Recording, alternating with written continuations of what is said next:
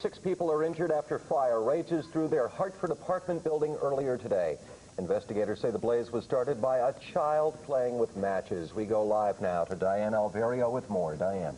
Well, Jerry, firefighters were apparently able to contain the fire to the front section of the Augustin building at 45 Webster Street here in South End, Hartford, which means that city inspectors may be able to allow the 175 people who live in the building to return home. They will be making that decision within an hour.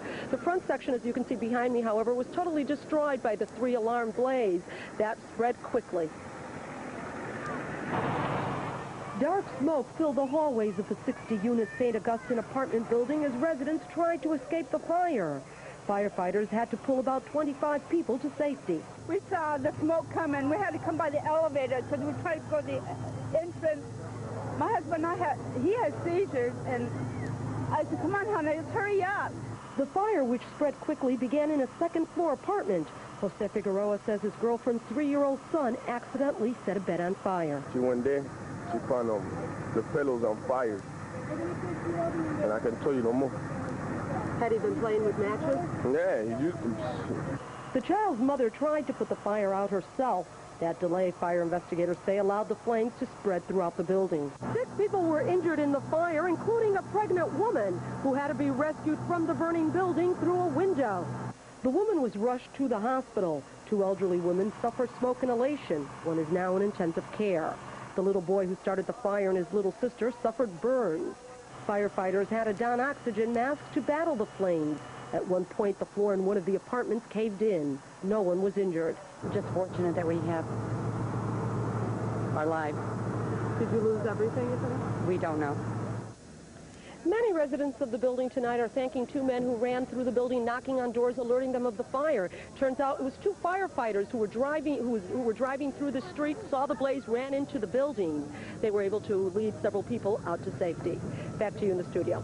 Diane, what about this delay in the arrival of the firefighters at the scene?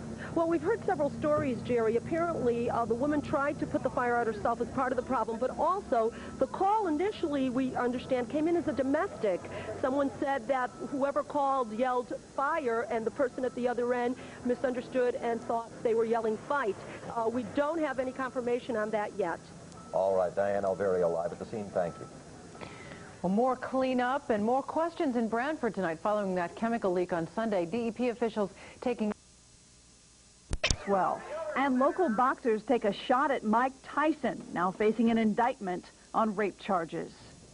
Good evening. We'll have those stories tonight. But at the top of the news tonight, a groundswell of public opposition Sparked the fire. And as Action News reporter Alan Lagarde tells us, it was a blaze that sent an immigrant's dreams up in smoke. Izzet Hoti has been in America for 6 months. He left Albania to escape communist repression. Today, Hoti had to escape from a fire. He was sleeping when it started. By the time Hoti woke up and realized what was happening, he was trapped on the 3rd floor. I tried to open the front door, but fire is coming. I said to my friend, come on, get out of here, get out of here. He said, wait, we are in the 3rd floor. We can go down. Lieutenant Daniel Lagash was one of the firefighters who brought Hoti to safety. We saw him hanging out there, so we threw the ground ladder to get him out, and then we got them 2 guys out. Others weren't so lucky. 1 woman is listed in intensive care tonight, and 7 others were taken to local hospitals. The cause of the fire is one that's all too familiar, a child playing with matches. Apparently, the mother then tried to put the fire out herself, and things got out of control. That's probably one of the reasons why we had such an extensive fire here. Smoke was going down the hall, 2nd floor, so I come out the back and come around. At the 2nd floor there was just blazing, smoke and fire. But only 3 apartments have been sealed. That means 50 families will be able to go back home tonight. However, an Albanian immigrant named Izzet is once again a man without a home. Alan Lagarde, Action News 8, Hartford. And the Red Cross is helping those families who cannot return back to their apartments. not up. Burnt, and we threw up a pregnant woman. We took it off to the window. Can you describe how the fire spread? You said it went fast. What happened? It went from the pillows to what? It went to the pillow to the mattress. That's it. And it was all over. It was a lot of smoke, black smoke. 6 people were injured. An elderly woman remains in intensive care tonight. The fire was apparently contained in the front section of the building. The rear apartment suffered only smoke damage.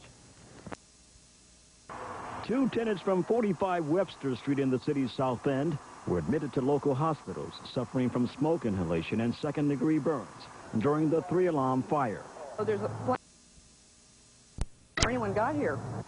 A pregnant woman was among the half-dozen people rescued by 3 members of the fire marshal's office who sounded the alarm shortly after 11 this morning. What happened? I don't know. I just wake up and the apartment was burning. I heard the go buzzers ringing and I come down and all I seen was the blaze coming from the front part of the building. We have nothing now, nothing up there, nothing. Fire marshal's office already has determined this is probably accidental. Children playing with matches. Probably one of the main causes for the extent of the fire is that we had a delayed notification. The mother tried to put the fire out herself. Later, when he arrived on the scene, and after being informed that the fire was started by a 3-year-old boy playing with matches, the fire chief says the city's preschool fire prevention program has to be stepped up.